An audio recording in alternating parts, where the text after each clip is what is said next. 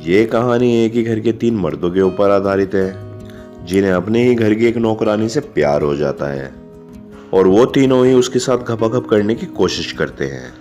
अब वो नौकरानी उन तीनों में से किसको मिलती है, ये हम आज की इस एक्सप्लेनेशन में देखने वाले हैं। आज मैं जिस फिल्म को एक्सप्लेन करने वाला हूँ उसका नाम है मलेशिया। ये फिल्म 1973 में रिलीज हुई थी।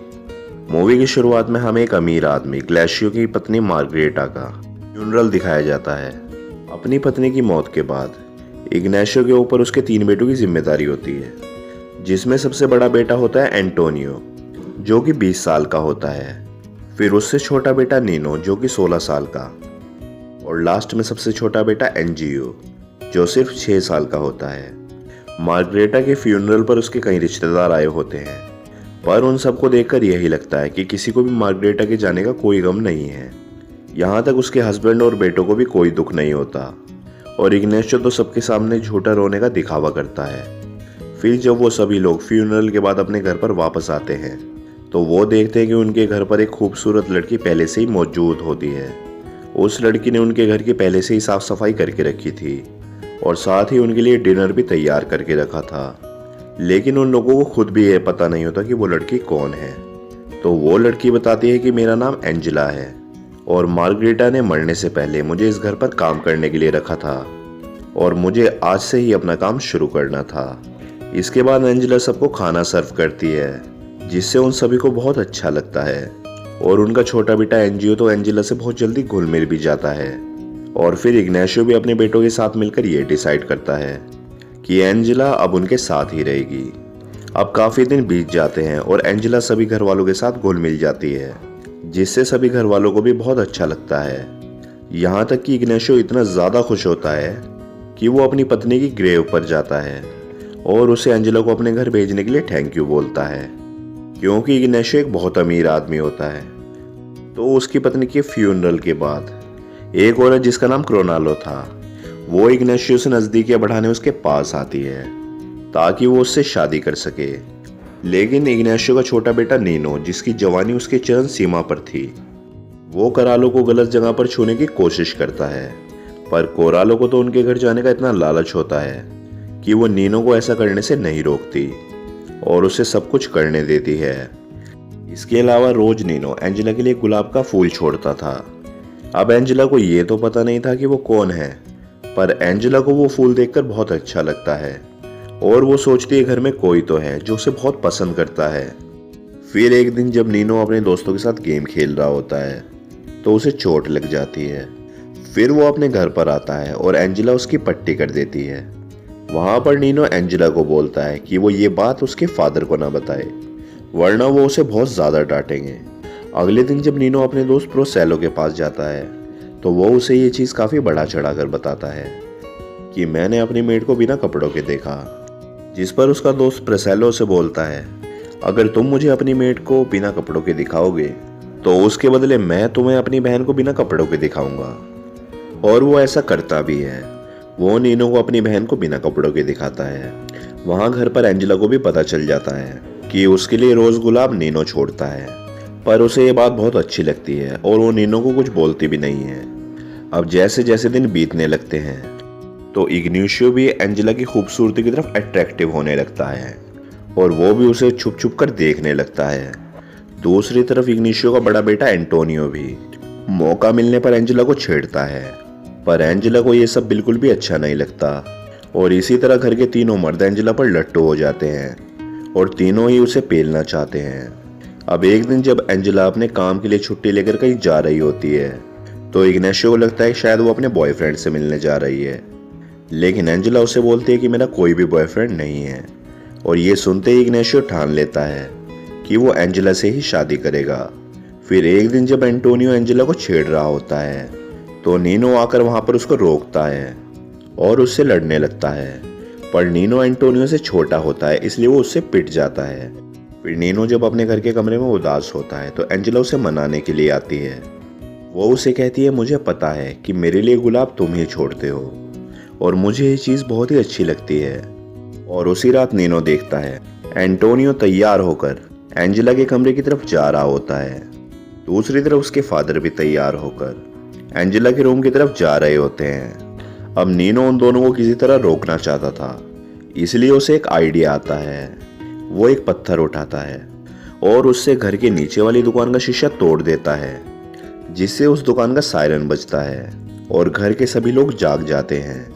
फिर जब घर पर पुलिस आती है तो वो देखती है कि घर पर कोई भी चीज चोरी नहीं हुई, इसलिए इग्नेशियो भी उन्हें चोरी की रिपोर्ट लिखवाने से मना कर देता है। पर वो सोचने लगता है कि कहीं ये काम उसकी मरी हुई पत्नी के भूत का तो नहीं है। और फिर वो अपनी पत्नी की फोटो के पास जाता है और उसे कहता है कि तुमने मेरी दुकान का बहुत ही महंगा शीशा तोड़ दिया, मतलब कि तुम मुझे मरने के बाद भी जीने नहीं दे रही हो। फिर जब एक दिन इग्नेशियो चर्च से वापस आ रहा होता है तो उसे रास्ते में कोरेलो मिलती है और वो उसे कपड़े ट्राई करने के बहाने अपने घर पर बुलाती है। लेकिन घर जाने के बाद इग्नेशियो अपने छोटे बेटे नीनो को कोरेलो के घर जाने के लिए बोलता है ताकि वो अकेले में एंजेला से शादी की बात कर सके। फिर जब नीनो कोरेलो के साथ उसके घर पर जा रहा होता है तो उसे रास्ते में उसका बेस्ट फ्रेंड प्रोसेलो मिल जाता है, जो उसे ढूंढ रहा होता है। फिर नीनो प्रोसेलो को उसके घर पर वेट करने के लिए बोलता है ताकि वो उसके फादर पर नजर रख सके। फिर जब नीनो कोरेलो के साथ उसके घर पर जाता है तो कोरेलो उसके साथ घपाघप करने की कोशिश करती है, जिससे नीनो को भी काफी अच्छा लगता है। फिर जब नीनो वापस अपने घर पर आता है तो बाहर उसे प्रोसेलो मिलता है और वो उसे बताता है कि उसके फादर ने वहां पर डांट कर उसे वहां से भगा दिया था। फिर जब नीनो घर के अंदर आता है तो उसे पता चलता है कि उसके फादर ने एंजेला को शादी के लिए प्रपोज कर लिया है और एंजेला ने भी हाँ कर दी है। पर इग्नेशियो के लिए भी अभी भी बहुत बड़ी प्रॉब्लम थी और वो थी उसकी माँ को शादी के लिए मनाना। इसीलिए वो अगले दिन अपने पूरे परिवार को लेकर अपने गांव अपनी माँ से मिलने जाता है। और फिर जब वो अपनी माँ से शादी के बारे में बात करता है तो उसे उसकी माँ साफ इनकार कर देती है और वो उसे बोलती है तुम अपने ही नौकरानी के साथ शादी करना चाहते हो, तुम्हें शर्म नहीं आती। लेकिन अब उन दोनों की बात नीनो भी छुपकर सुन रहा होता है और तभी उसे एक आइडिया आता है। फिर वो अपने छोटे भाई एनजीओ के रूम में जाता है, जो कि वहां पर सो रहा होता है। फिर वो एनजीओ को बोलता है कि वो इस शादी के लिए मना कर दे और बोले कि उसे सिर्फ उसकी पुरानी माँ ही चाहिए। और वो ये बातें उसके सामने जोर जोर से चिल्लाने लगता है, जिससे एनजीओ भी रोने लगता है। अब एनजीओ का रोना सुनकर सभी लोग उसके पास आ जाते हैं और फिर जब एंजेला उसको उठाने के लिए उसके पास आती है तो एनजीओ उसे छूने से मना कर देता है और बोलता है कि मुझे सिर्फ अपनी पुरानी माँ ही चाहिए। और ये सारी बातें सुनकर इग्नेशियो की माँ शादी के लिए पूरी तरीके से उसके खिलाफ हो जाती हैं। पर एंजेला को ये बात पता चल जाती है कि ये सब नीनो ही कर रहा है और वो फिर नीनो को बोलती है कि क्या तुम नहीं चाहते कि मैं इस घर में रहूं, और अगर तुम नहीं चाहते तो मैं अभी इस घर से चली जाती हूँ। लेकिन नीनो यहाँ पर चुप रहता है और वो उसे किसी भी बात का जवाब नहीं देता। और फिर कुछ दिन बाद नीनो एनजीओ को फिर से वही ड्रामा करने के लिए बोलता है, पर एनजीओ उसे मना कर देता है। फिर नीनो खुद ही जोर जोर से चिल्लाने लगता है और वो बोलता है कि उसके सपने में उसकी माँ आई थी और उसने बोला अगर ये शादी हुई तो इग्नेशियो बर्बाद हो जाएगा। अब ये बात सुनकर इग्नेशियो भी बहुत ज़्यादा डर जाता है और उनकी शादी कुछ समय के लिए पोस्टपोन्ड हो जाती है। फिर एक दिन जब घर के सभी लोग टीवी देख रहे होते हैं तो नीनो एंजेला को छूने की कोशिश करता है और एंजेला भी उसे नहीं रोकती। इससे नीनो की हिम्मत और ज़्यादा बढ़ जाती है और अब वो रोज़ आकर एंजेला को अलग अलग जगह पर छूने लगता है। और दूसरी तरफ अब इग्नेशियो से भी रहा नहीं जा रहा था, इसीलिए वो डिसाइड करता है कि इस बार वो अपने गांव जाकर अपनी माँ को मना कर ही आएगा। और इसी के साथ वो अपने गांव की तरफ निकल जाता है। फिर एंटोनियो को भी अपने दोस्तों के साथ एक पार्टी में जाना होता है, इसलिए आज रात को वो अपने घर से बाहर पार्टी के लिए चला जाता है। अब घर में सिर्फ 3 ही लोग बचते हैं, एंजेला, नीनो और उसका छोटा भाई एनजीओ। और उसी रात शहर में काफ़ी तेज तूफान आता है, इससे उनके घर की लाइट चली जाती है। एंजेला को अंधेरे से बहुत ज़्यादा डर लगता था और इसका फ़ायदा उठाते हुए नीनो उसको डराने लगता है। वो एंजेला को ब्लैकमेल करता है और उसे उसके सारे कपड़े उतारने के लिए बोलता है। अब एंजेला भी उसकी बात मान लेती है और वो दोनों साथ में गपागप भी करते हैं। अगले दिन इग्नेशियो भी अपने गांव से वापस आ जाता है क्योंकि उसकी माँ ने उसे शादी के लिए हाँ कर दिया था। फिल्म के लास्ट सीन में हम देखते हैं कि इग्नेशियो एंजेला से शादी कर लेता है और शादी के बाद वो अपने बेटों को एंजेला को किस करने के लिए बोलता है। इसके बाद जब किस करने की अगली बारी नीनो की आती है तो वो एंजेला को देखकर मुस्कुराने लगता है और यहाँ पर हमें पता चलता है कि नीनो और एंजेला का अफेयर बहुत लंबा चलने वाला है और कुछ इसी तरह से ये कहानी यहीं पर ख़त्म हो जाती है।